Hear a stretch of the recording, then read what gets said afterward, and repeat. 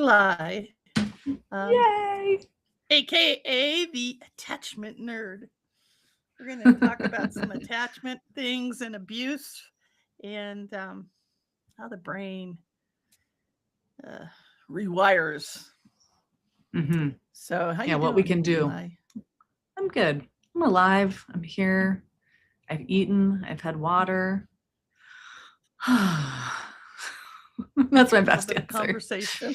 It's really fun. It's a funny thing to ask a therapist how they are because I live in the depths and in the trenches. And so I've lost the like social norm capacity to go, I'm good. How are you? I'm like, how am I? Where am I? What's happening in my world and the world? And should we look at this through the lens of my mental health or my physical health or my relational health? Anyway, I'm fine. How are you? I'm good. How are you? How'd I do? Uh, let's see. I'm good. I'm Oh, I'm starting some new things in my life, so I'm getting excited about um, new endeavors and uh, I love that. hoping to bring our audience along. And I'm hoping that you'll join us in those endeavors. And I think we can pull you into our Yes. realm, and you'll pull us into yours. I love Um, this. I think well the thing we yes. share so passionately is wanting there to be safety in the human relational world, you know, and that for that safety to become more and more prevalent. You know, like I imagine laying on my deathbed and I want someone coming to me with some statistics that are like, look at this. Look at secure attachment is up 20%, you know, or intimate partner violence is down 20%. I try to keep it realistic. I want to say 50 to 70%, but I know that's not real. But so, you know, but I want some data. I want some data when I'm on my way out that things are just a little bit better in the way that people treat each other. And Well, I can say that I believe that things are a little bit better because you're in our space and in our realm because of what you teach about attachment. And I never had a word for like,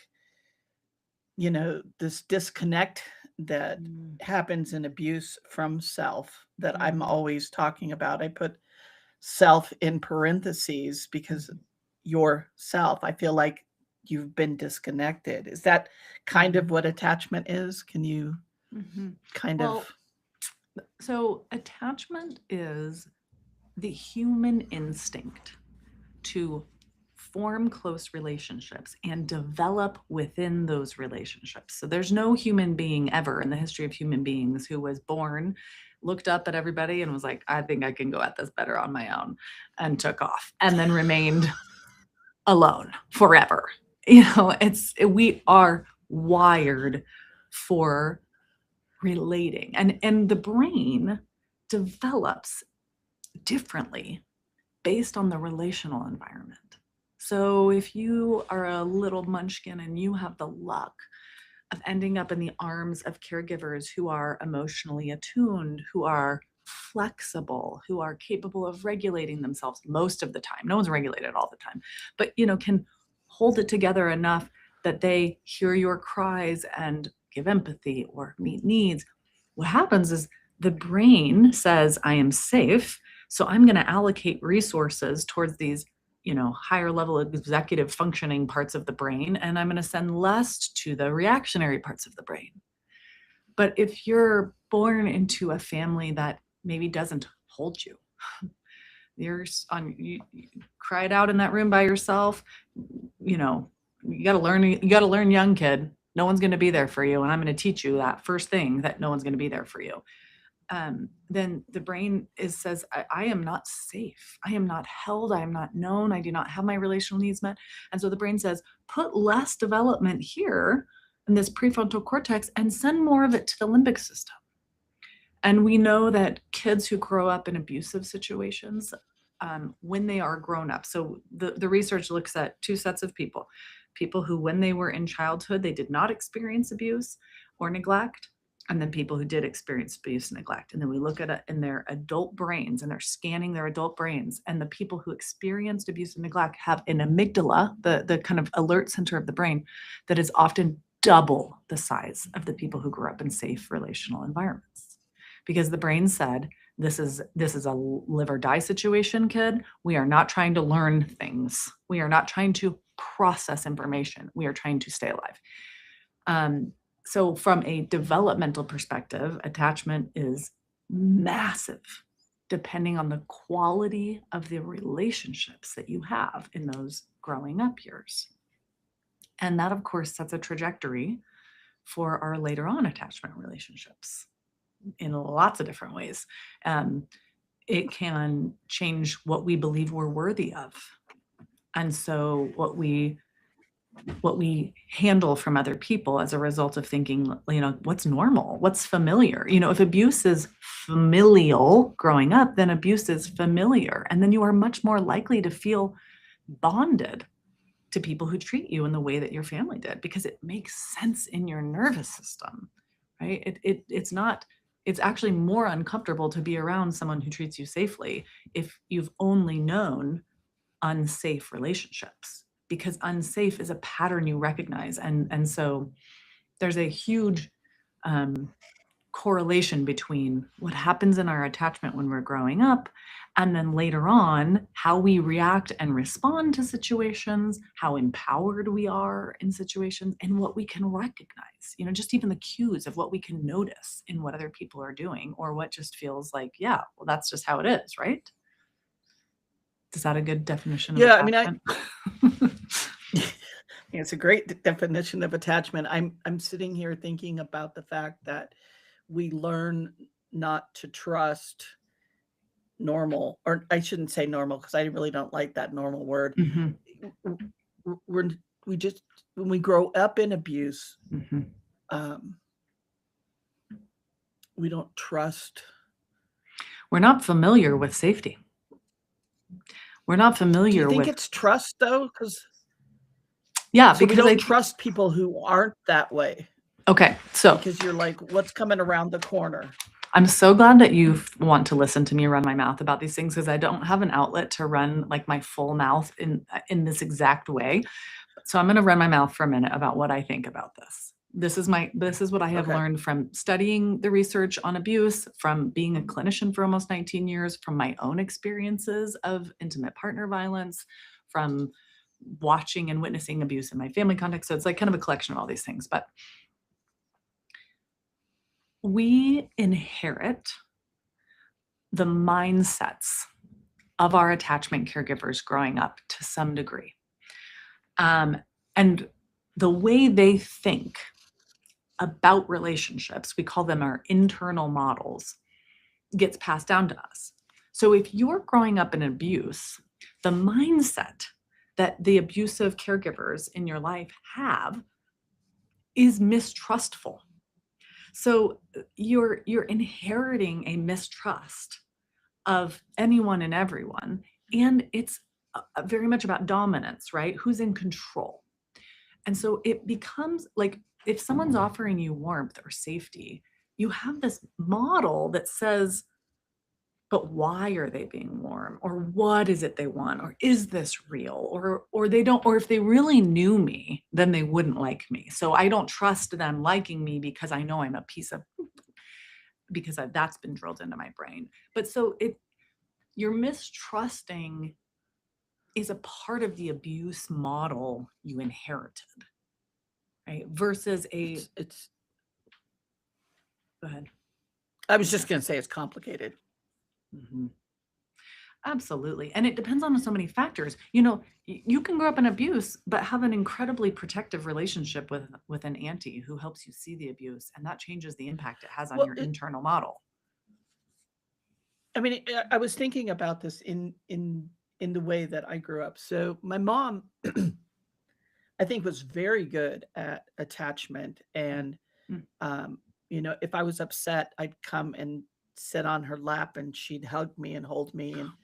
And, I'd cry or fall asleep. Or if I was unsure, I could sit on her and I put my head on her. I could always hear her heartbeat.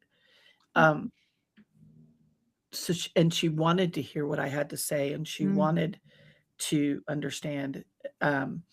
My mhm, grandmother, her mother on the other end, was harsh, mm, and we ended up living with my grandmother. Um, and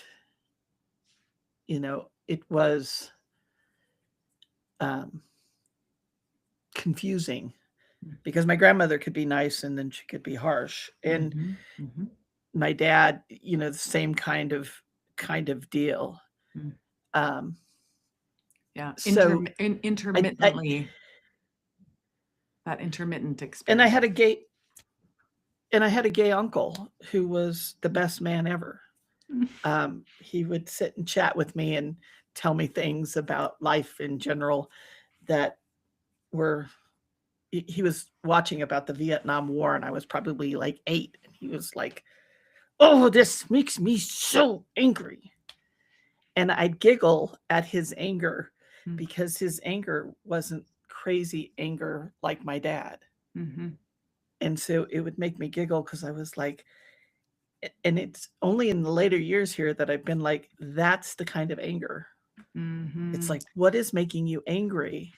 And then express it. He did it at such a young age and it was mhm, impressionable.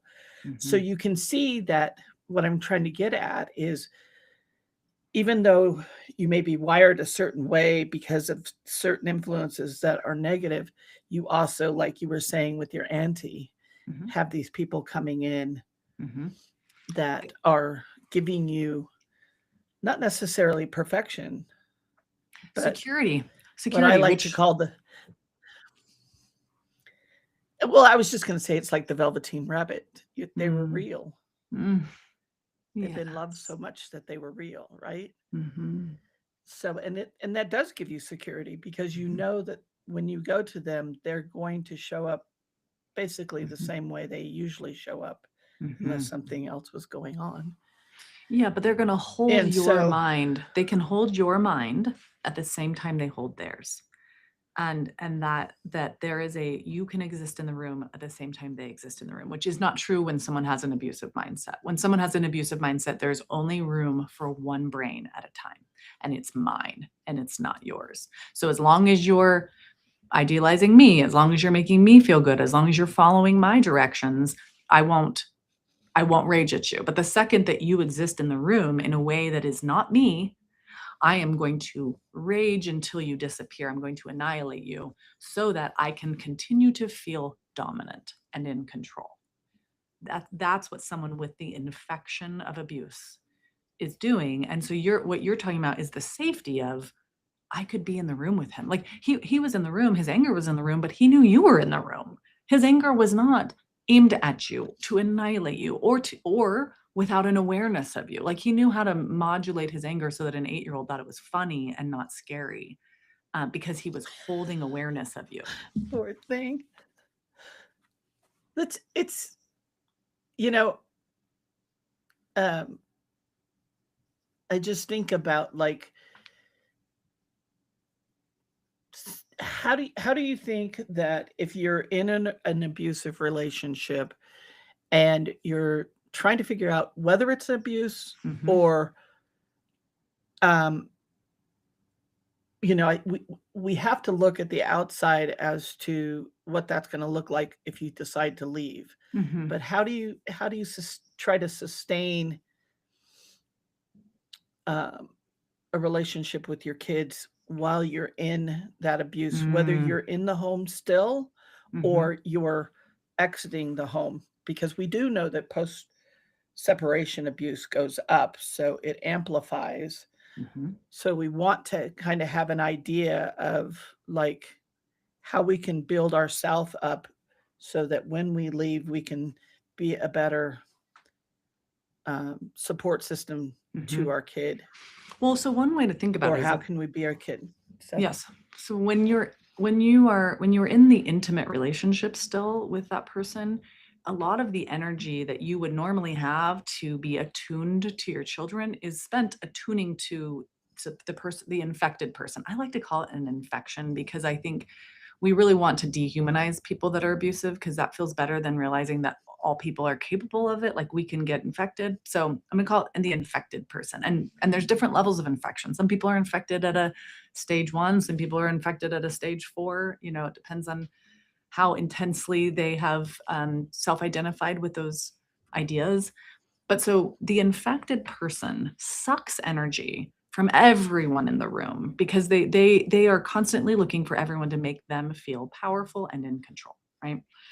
So if you're in the Right. home with that person trying to give your kids what they need from you, it's going to be very hard to do that when that person is in the room because they don't like it when other people exist outside of them. And so your attunement and your attention to your kids when they are there is going to bother them. And they're going to find ways to get in between that and or to belittle it.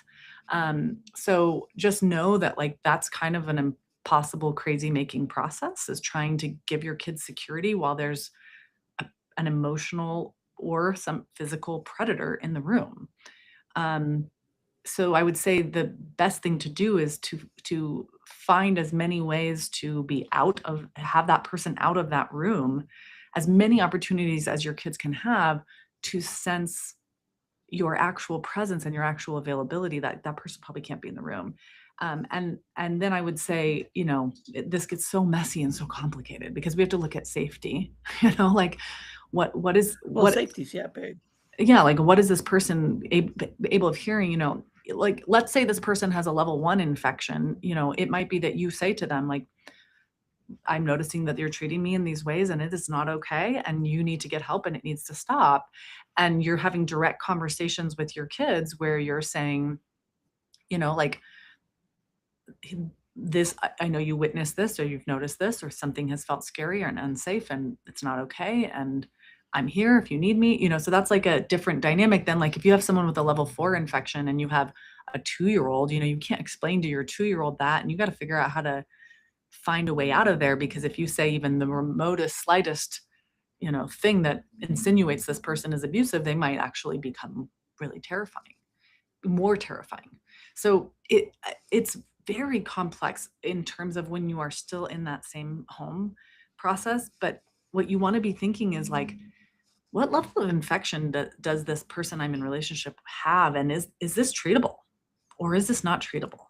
And if it's not treatable, meaning I can't bring it up without that person getting scarier or more controlling or, you know, that, then you're going to have to be thinking, I can't give my kids that deeply attuned relationship as well in this relationship because because kids are going to be like, you're not reliable. How come when and how do I know?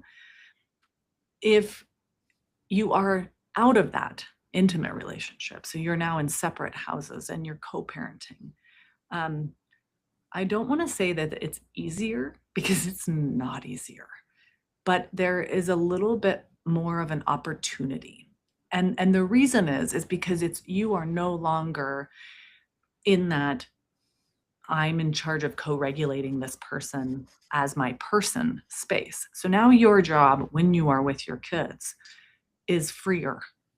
You got them out of the room at a bigger level when you have your kids. I'm just going to assume that this person still has custody because the justice system, the legal system is a better way to call it. The legal system has not actually created accountability for their abuse or behavior. So they've gotten away with it and they have custody and you have custody. Let's talk about it like that. Then what you're doing with your kids is you're giving them an experience with you that makes the experience with the other parent feel wrong. You know, you can't always, you know, have direct conversations. We could like dive down. Now we start to dive into like, you know, we need like a lawyer in the room as I talk about this. We need a lawyer being like, nope, they can't do that. Nope, actually they can't do that because it gets so messy legally. Well, it does. But It gets complicated for yeah, sure. because you can't say, I you mean, know, your father was abusive and this is what it is, because then, you know, you start saying that and you're being told that you are alienating the children from their father. Right? yeah, I don't really like alienating, but because I like Mhm. brainwashing, because of where alienation came from, but it Right, is what the courts use. right. And, I mean, it does fit as long as you're not using the same, that's that's language, and language matters. But I think that, you know, I think if you're in the abuse Mhm, and you're in the throes of that kind of stuff, just getting a sense of self and getting a mhm, sense of when these people aren't in the room, and when these people, if you have an event you're going to go to, maybe you drive the kids to the event so mm, that you're not paralyzed in a car mm, driving to the event, mhm, um, to kind of stack your life in a way that, um, supports your kids mm, as much as you can support your kids. And I think that also, I was kind of taught this in, like, when you're in a place where there's abuse, to be saying in your head what you would be saying if you could in the moment. If mm, if you're not listening to what they say because you don't want to take it in, so you do things like, put your cup in front of your heart, things to protect yourself, so mm, you're not taking all of that in and absorbing it. Um, mm.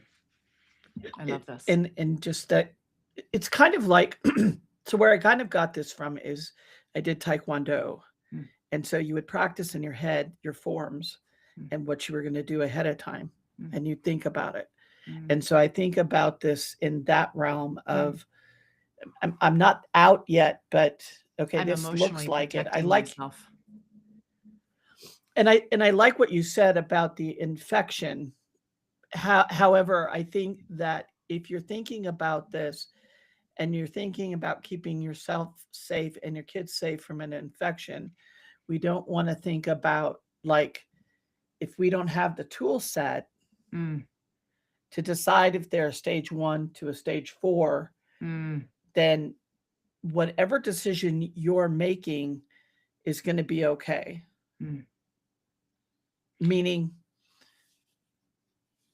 it may not be a decision that you can filter this through and Mm, decide, okay, this person is definitely an NPD, mhm. Right, the narcissistic personality right. disorder, right? Or this person is high in narcissistic traits, Mm. or this is lower. And I think when we get into that and we're in the abuse, we're too busy. It You're comes to that thing you were disoriented. talking about before. Yeah, you can't do it. So don't hold yourself Mm. to a standard and beat yourself up because you couldn't meet that criteria. You see what I'm Eh, saying? yeah, well, I think what Like, you're saying is you really can't beautiful. outthink yourself. Yeah, you're such an incredible advocate, my dear. The way that Oh, you thank are you. so in tune with what you know is true of, like, in that moment. Like, I was talking to all of us from kind of like an analytical, "Okay, and here and there," No, and I think but the reality is when you're in that space, you're disoriented emotionally. It's really hard to figure anything out. You're just trying to stay afloat, and so I love this idea of just almost like a it's like a slow rebellion. You're just, like, slowly moving away from that control and from that terror, and you're finding a way to do that covertly so that you can gain your strength back into your body enough to then be in a place where you can say, "This is level 4, I'm out," or this is level 2, here's what I'm gonna say. It's like, just start to remember, slowly finding your own voice. Have you heard that Mary Oliver poem, "The Journey"? Do you know this one? no. Oh my gosh, I have to While read you're this. looking it up, though, I want to say that, I think this is why good conversations are good with, um, people, is because Eli's talking about the fact that this is how our brain works. This is how Mhm. these things happen, and we can't. So, not to be too hard on yourself when you're in survival, because all survival is the body's way of trying to keep you safe. It Mhm. knows that you're unsafe. It doesn't understand what all the little gears are. It just knows that you're unsafe. Yes. Where when you get out of it and you can start to study and you can start to have these conversations. Yeah. And I It'll think start to make more sense that at we that point. Yeah. yeah, exactly. So it's kind of having that whole thought process because I'm going to think about that differently now because Mm. of my conversation with you in the fact that this is coming from back here, Mhm. like that whole where did that come from or where did that Mhm. go? Mhm. It's Mhm. still Mhm. there. Mhm. So it's the same thing could be said for here. Yes. You know, where did I it's not where did I go wrong? Mm-mm. It's somebody came in and separated you in a very methodical way. From your Um, knowing, from your from I was using the phrase I did a post on abuse a couple days ago, but I was using the phrase mental clarity, and that and we could use that kind of that knowing that there's like the me, there's an intact me. Um, and that when someone is infected with an abusive pattern and an abusive mindset, they are systematically deconstructing your knowing, your sense of self. And so, when you're at that point, it's like the pieces are just everywhere. Where do I go? What do I do? And so I love this, like, little by little, just taking a little piece and putting it back into place. And sometimes that little piece is a car ride alone or with your kids, or sometimes that little piece is, saying in your head, you're the one who's doing this, even if you're not saying it out loud, but listening to yourself and remembering. I have to read this poem now because it's going to be one of your favorites of all time now. oh gosh. It's Okay. okay. It's called The I'm Journey. ready. Okay. One day you finally knew what you had to do and began, though the voices around you kept shouting their bad advice, though the whole house began to tremble, and you felt the old tug at your ankles. Mend my life, each voice cried. But you didn't stop. You knew what you had to do, though the wind pried with its stiff fingers at the very foundations, though their melancholy was terrible. It was already late enough and a wild night, and the road full of fallen branches and stones. But little by little, as you left their voices behind, the stars began to burn through the sheets of clouds, and there was a new voice, which you slowly recognized as your own. And that kept you company as you strode deeper and deeper into the world, determined to do the only thing you could do, determined to save the only life you could save. It's beautiful. I mean, that Mary Oliver. Absolutely. Yeah, like that little, it's a little piece by piece. You're listening to your voice, you're reclaiming it. Or if you never had it, I mean, I think for so many survivors, the experience is childhood attachment traumas and abuse and neglect, and then adult relationships that mirror that same experience. And so there's not a clear sense of my voice. It wasn't like I had my voice and then I lost it to this person. It was like I don't know that I ever had a sense of my voice, and so I'm finding it now. So whether you're reclaiming a voice you remember or you're discovering a voice that's yours, you have a voice, you have a self. It exists inside of you. And and so doing whatever little things you can for you and for your children to find your voice and their voice, to listen to, your body and their body, and um, yeah, celebrate and relish those moments where the abuse is not filling the room, where you've found And that's another what you're room, talking. yeah. And that's what you're talking about when you're talking about the brain and it rewiring. Mhm. It's not like, okay, now I'm flawed because I was in this relationship and now I'm can't do anything and I'm stuck here. It's Well, in finding those little niches. So okay, this is going to sound strange, but when I find out that someone is in an abusive relationship or they have been in an abusive relationship and I didn't know, I- I'm like just more impressed with them because I am not currently in an abusive relationship. I was very lucky to be able to have abuse before I had my children. So I did not have children with the person who abused me. So I am in a safe relationship. And I just want to say, like, I have 3 children and I work and it's insane. All of it is insane. And then I try to imagine like signing permission slips, remembering snacks, doing all of the things at the same time that there is an emotional predator in my bed, in my home, over my children. And I just, no, what? How? It's so impressive what people can survive. What mostly women, but men too, but and obviously our non-binary friends too, but like there's the capacity to cook dinner while there's a tiger in the room. I'm having a hard enough time cooking dinner and there's not a tiger in the room with me. So I hope any of you who are listening who have either survived and left abusive situations or in them now, I hope you know that I'm impressed. I don't know how you're doing that. You are strong and you are disoriented and you don't feel strong. But that's not the same thing as not being strong. They're different. And I think that's important to know in what you're saying. I liked what you're saying because I think that um, too many times the victim is beat up. Too many times the Yes. person who is targeted is being up.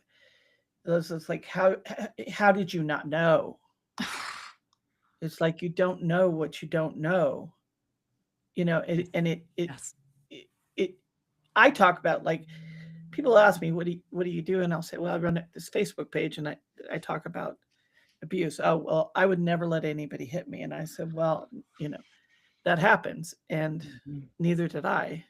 Mhm. And but so let's talk about this a little bit, and I'll talk about something that I can relate to and I can state, and then they say, oh, I had an uncle like that, or Mm. I had a brother like that, or I had an aunt like that, or whatever. Mhm. And then all of a sudden we can have a different conversation. Yeah. But at the very beginning, it's like, oh, I would never let anybody treat me like that.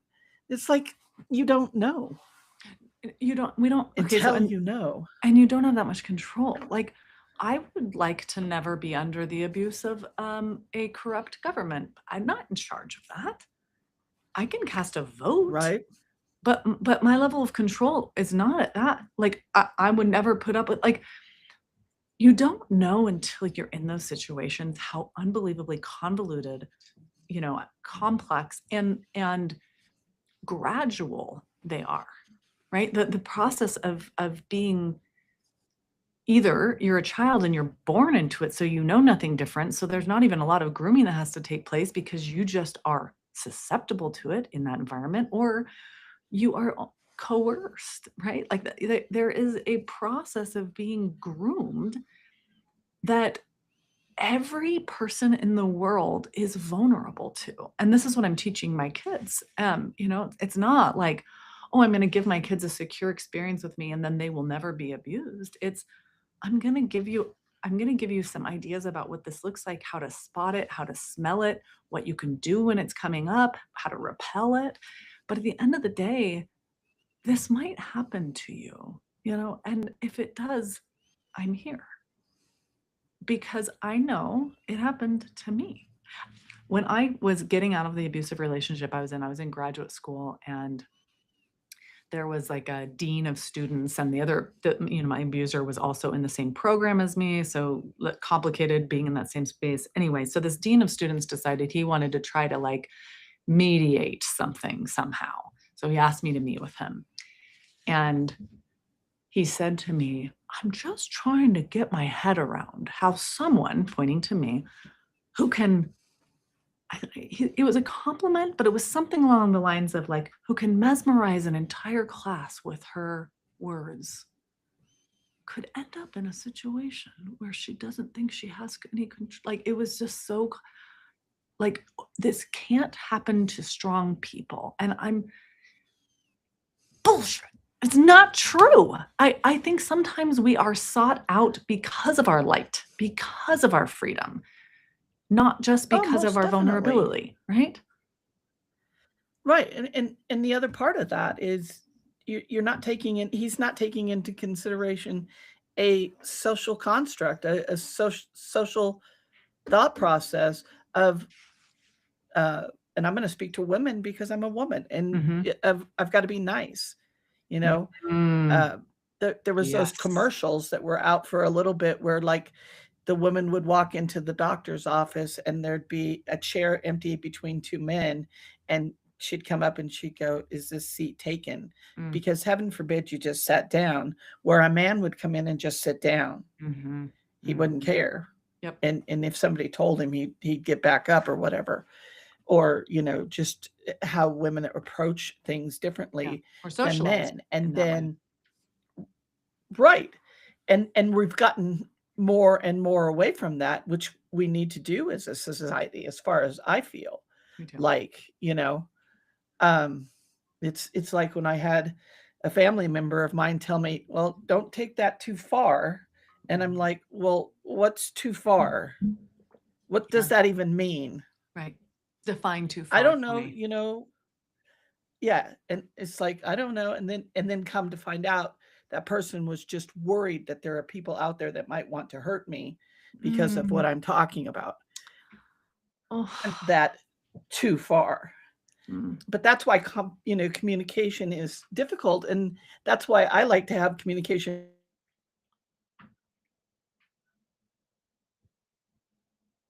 because Eli embodies this to me, everything. But when I'm in conversation with somebody who's loving and caring about how I feel about something, Mm. kind of relationship shows.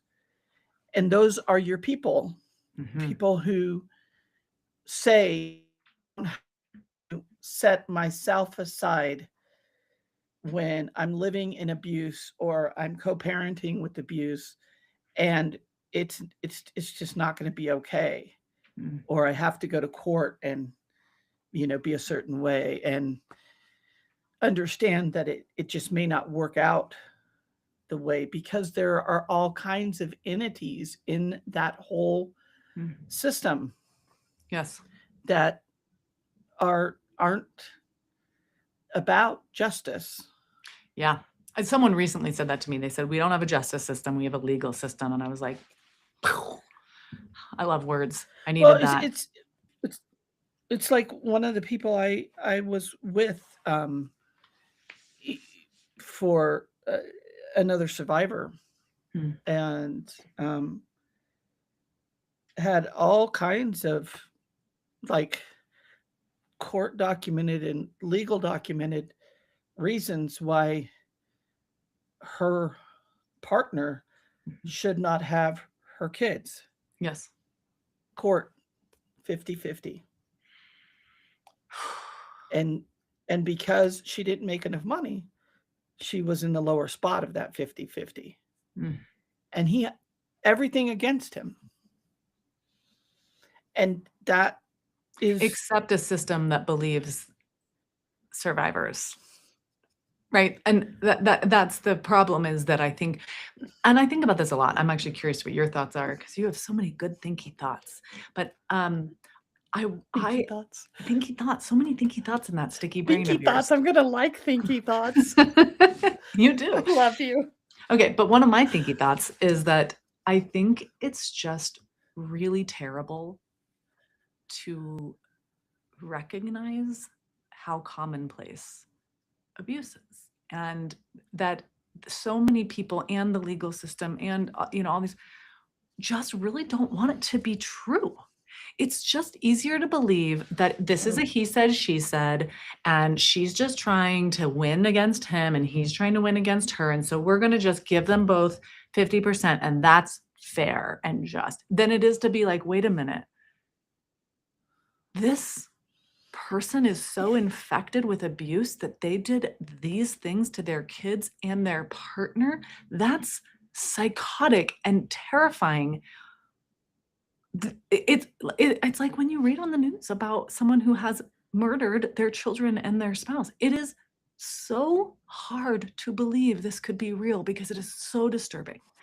And so I think, you know, we have to do the work of believing ourselves, believing each other, talking about it earnestly and openly, talking about with our kids so that, you know, our kids aren't people growing up in the world going, that can't happen. That can't be real. I don't want to believe that. But that they're able to go, oh, wait, this is an endemic disease that lives in our humanity and that we will not be able to fix unless we can see it, spot it, and believe the people who are experiencing the symptoms of it, because the symptoms of the disease don't just affect the infected, they affect everyone around them.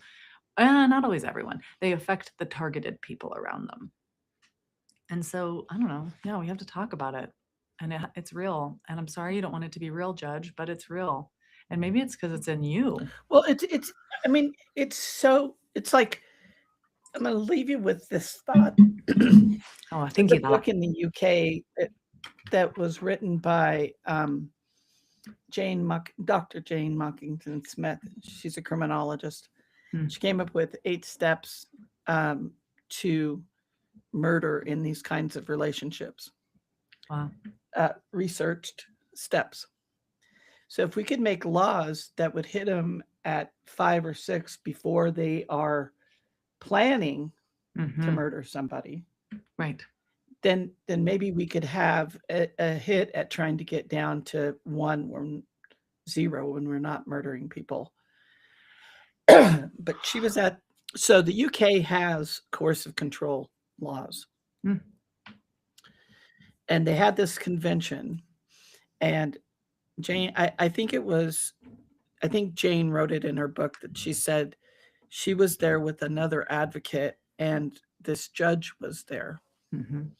And a woman was speaking up on the podium about abuse. And he said, I would never allow that woman to speak in my courtroom. And they were like, why? He said, I just wouldn't allow her to speak in my courtroom. And you have to wonder, they're at a domestic violence abuse, hearing from a woman talk about domestic violence, and this judge has already decided that he wouldn't allow them in his courtroom. And you have to wonder what his bias is. And so I think it even goes deeper than just the judge having, I mean, you have a good judge, then they can take the laws and do them. But even then, the coercive control that is out there and that works in our society, it is something we have to talk about, which I'm glad to have Eli, the attachment nerd, go give her a follow and a hoot and a holler, because she is one of our people. And, you know, she talks openly about how to help your kids. You want to tell them about your new book that's coming out, and you tell them about your older books. But sure. She will be on again, and we will be working with her. I'm just so thankful for you and all the things I always learn when I'm with you. Just the way you hold such a complex awareness, and you keep your tentacles out for all the different vantage points and experiences, and you do it so well. So my newest book is called How to Deal with Your Boop So Your Kids Don't Have to as much. And it's basically, what's been clear to me is it is so hard to parent in general. But if you didn't have any safe, non-coercive parents, or you are currently in a situation that makes it very hard for you to orient, you don't know what to do with your anger or your kid's anger. So it's an encyclopedia. I basically go through like what to do when you're feeling anxious or angry. And it's all through a secure attachment lens. When you talked about anger earlier, on the chapter of anger, one of the things I say is that anger is actually a helper. The anger emotion is a helper. Anger is stereotyped as a non-helper, as dangerous, only because it often gets caught up in bad crowds. So when anger gets caught up with entitlement or demonstrative behaviors, then it becomes destructive and potentially, violent. But it is in and of itself a really important emotion. And when we shut our children down from their anger because we're afraid they'll be abusive because we've experienced abuse, it actually makes it harder for our kids to trust us because their anger tells them when they feel violated and or desperate about something. And so basically it's just like, this is what we know from the Disrespected, research. yeah. And here's what it looks like to cope. So it's sort of like my joke is that it's like a little paper parent I made for people that you can have on yourself that you can pull out when you're feeling anxious. There's a section on how to deal with a control habit. I don't think anyone who really needs to read that section probably will, but I put it in there just in case. There's a section about people pleasing and how to break a people pleasing habit or perfectionism habit, kind of these coping patterns that are maladaptive, but that we get caught in because of our circumstances.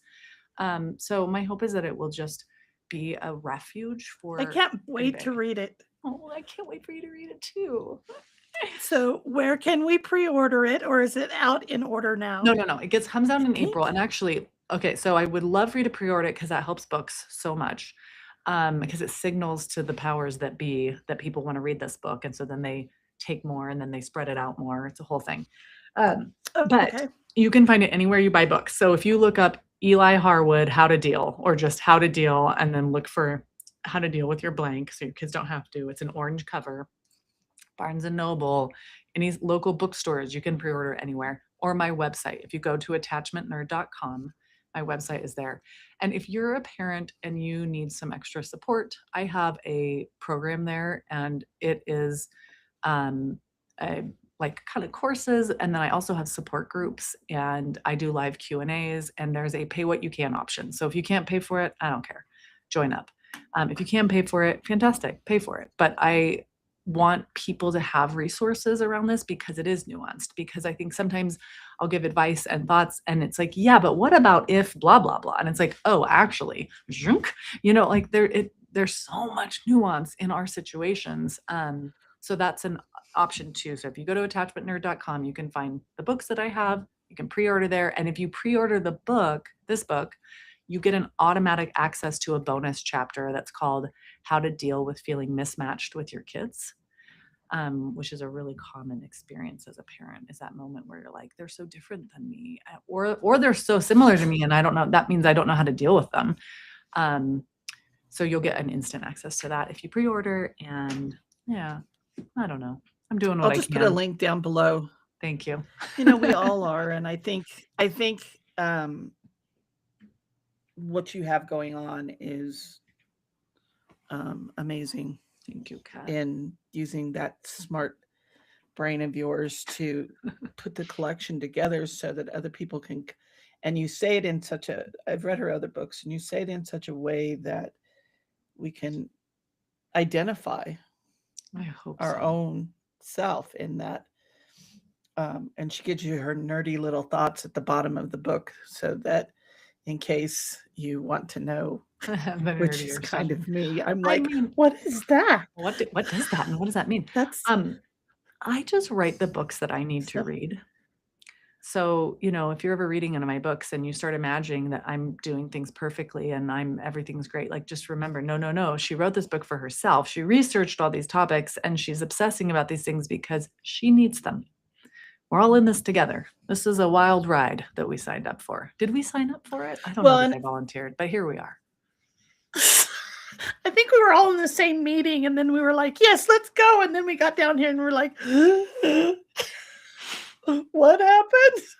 Where did that come from? Why are we doing this? Whoops. But I signed up for it, I guess. No, I'm glad I'm here. I am glad there? I'm here. I think. I think we were in the same meeting. I am too. I do. I do too. I love this idea. I'm going to start thinking about this when I collect people, and I'll be like, were you in the same meeting as me? That meeting where they gathered all of us extremely sensitive souls and said, hey, things are kind of going to go burn down there. You want to go and try and fight the fires? And we were like, fight fires, I'm in. And then we got down here and we were like, this is so much hotter than I thought it would be. Holy Moses. We were like, yes, Joan of Arc, here we come. Mm-hmm. Yep. And then they started burning. And then we got down here and we like, oh, okay, never mind. I Oh, love it. where's coffee? Can we Right. have some tea? Yes. Something. So, Thank you for having me. thank you so much for coming. I love you so much, You and too. I can't wait to work with you again Me and too. get her books. I know I'm going to put a link down below and give her a follow, and Thank we'll you. talk soon. Thank All right. you. Bye bye.